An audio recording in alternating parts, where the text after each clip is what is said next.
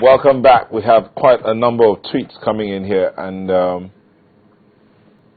okay, let's see this from Kuku OFR says, if the state pardon Shagari granted Ojukwu was morally right after he took up arms against the state was right, then GEJ was right. OFR again says, any civil society organization that protests are ignorant of the law. Ojeme Bio says, please tell Irinze to speak the hard truth. The president demonstrated by that pardon that he's not in touch with the people's feelings. That Ojeme Bio. Oyenife says, excuse me, should people get pardoned because they've served their time? Can ordinary men who have served their time get pardoned? That's a question. May I answer? Yeah, go ahead. Well, the issue is, it goes back to the discretion of the president. Alamisia probably applied for state pardon, and it was granted to him by the president. Now, if any other person is applying for state pardon, it's left to the president to decide. Okay, now, sorry, I am for Zikura says, what is the yardstick for a president to ask discretionary? What's the yardstick for discretion of the president? Before the president can exercise his discretion, there must be an application. Okay. There must be an application that so person has said. Is that what was stated in the Constitution?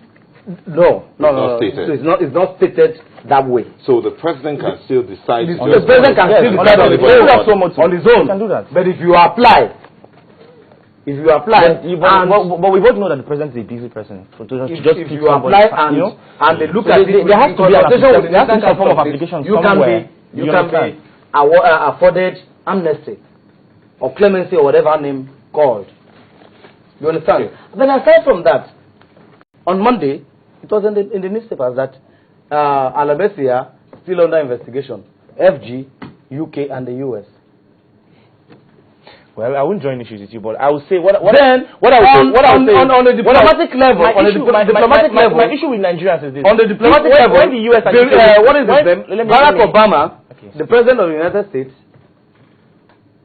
wanted to meet some African presidents. Senegal is there, Sierra Leone is there, but he refused seeing us, seeing our president. Then the other time when Jonathan Goose, he came to Ghana and he never came to Nigeria. Okay, These are diplomatic issues. Let me ask you this way. Kuku OFR says, the question is, did the president act within Section 175? Yes, he did. He did. Yes. Did he? He did. Okay. But now, not judiciously. If he did, both of you have agreed.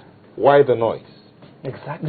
The noise, that is the question I asked him. The noise is because he did not act judiciously and judicially. And he did not meet the morality of the issue. People wouldn't be clamoring. Okay. See, a law is made. Both of you. A law is made for good governance of the state. Okay, both of for you. For order and peace. Okay. Now, both of you are lawyers. Now, the question I'm sure someone will be asking out there is the issue of morality. What role does it have to play within the Constitution?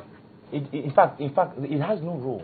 But the issue here is the Constitution, because the president took an oath, to act fairly and not to be biased in whatever he's doing. Now, to act fairly, yes, and not to be biased. Yes. So the people asking for pardon for Tafawa Balogun. We're talking of social justice. Okay. No. So I'm not saying anybody can ask for pardon. Do you understand? It is now, that is why the exercise of presidential pardon is discretional. Okay. It is at the discretion of the president.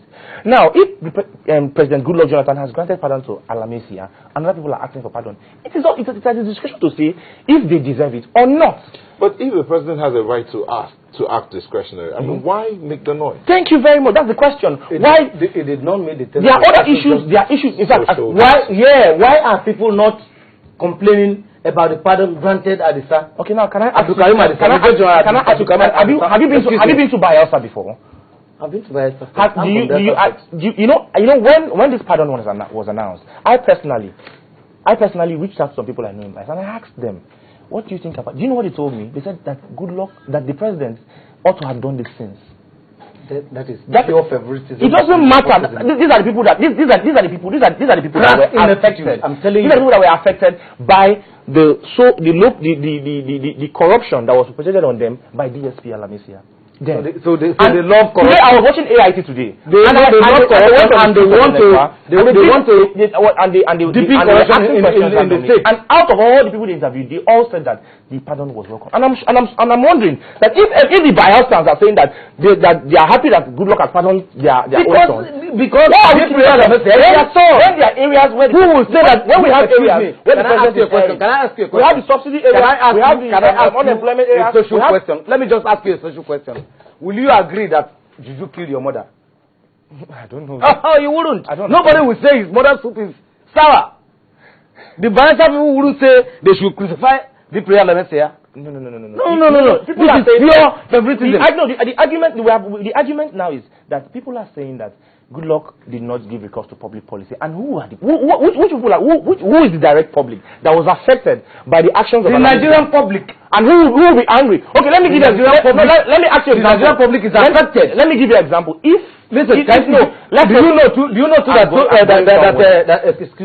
know that civil society organizations are planning a face-off with the federal government over this? They should go ahead and waste their time and waste research. And as students, there are other issues that they should if civil society organizations have been telling their energy to issues of unemployment, the issue of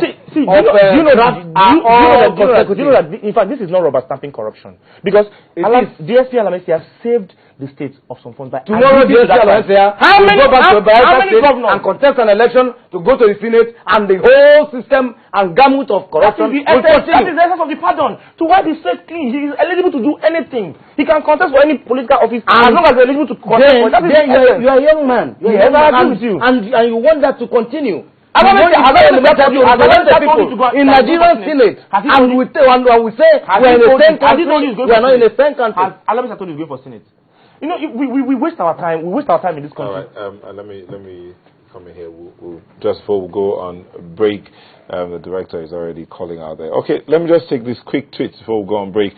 CFR says the presidential pardon given to Alamisia and Bulama was purely, wicked in nature, even worse than the insurgency. That T. Thomas 501NG says the pardon granted the ex-governor will set Nigeria back. Udo Mike says it's obvious that Arinze doesn't know what he's saying. I don't know about that. Now, Ice Ekanem says, are we saying political crime is less damaging than economic crime? King Tomic says, my question is, why would you pardon someone who has served his term? Why? Ayo Banjib says, I think President Jonathan, state pardon should not be granted to corrupt person. High Flyer says, there is nowhere in the prerogative of mercy provision in the Constitution where the morality of a choice for pardon is a condition. IK says, sad to say that Arinze lacks moral capacity to speak for Bayelsa people. I don't know that. Ice Canham says, pardon is for criminals and not saints, and Alamisia just happens to be a good example of such a criminal to benefit from such.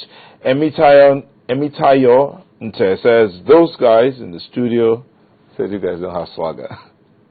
I'll have to hold on here and take that.